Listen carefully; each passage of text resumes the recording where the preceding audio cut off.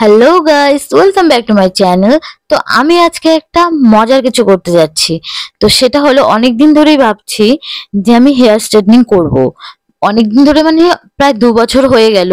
তো ফাইনালি আমি এই মাসে ডিসিশন নিলাম যে আমি আজকে করব। তো আজকে সেই দিনটা এসে পড়েছে।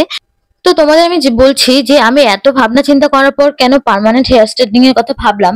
কারণ এর আগে আমি ভেবেছিলাম যে হেয়ার স্ট্রেটনার দিয়ে আমি কাজ চালিয়ে নিব, কিন্তু সেটা স্টে করে না বেশিক্ষণ। তো আমার একদম ভালো লাগে, যেহেতু আমার চুলগুলো অনেক ফোলা ফোলা, তোমরা দেখতেই পারবে, দেখোই।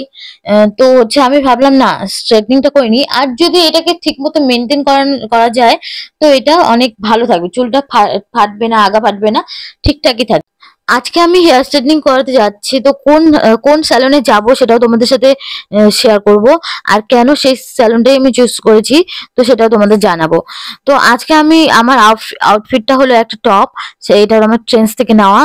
আর এই প্যান্টটা হলো কলকাতা মার্ট থেকে নেওয়া। তো কেমন লাগছে তোমরা অবশ্যই জানাবে। এটা আমি পরে নিয়ে আমি একটু হালকা করে মেকআপ করে নিচ্ছি। তো এখানে আমি সিসি ক্রিম লাগিয়ে নিচ্ছি, আর মাস্কারা দিয়ে নিচ্ছি, আইব্রোটাকে ঠিকঠাক করে নিচ্ছি, আর একটু হালকা করে ব্লাশ দেবো, আর লিপস্টিক, বাস that's it.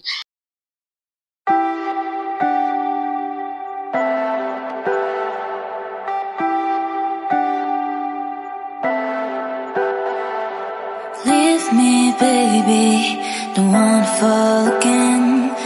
This just hurt me. Just think about it. But you hold me like you don't wanna break. I need some space. Just think about it. Maybe separate is better. I will love you till forever.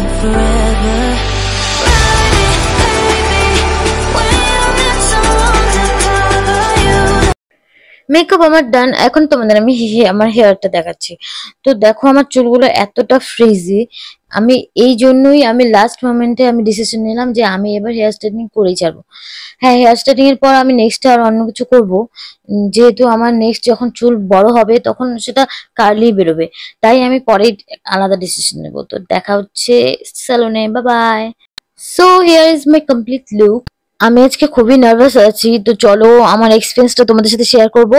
আর আমি এর পরের পার্টটা next ভিডিওতে দেখাবো তোমাদের। তো আজকের মতো এই ব্লগটা এখানে শেষ করছি। Bye bye.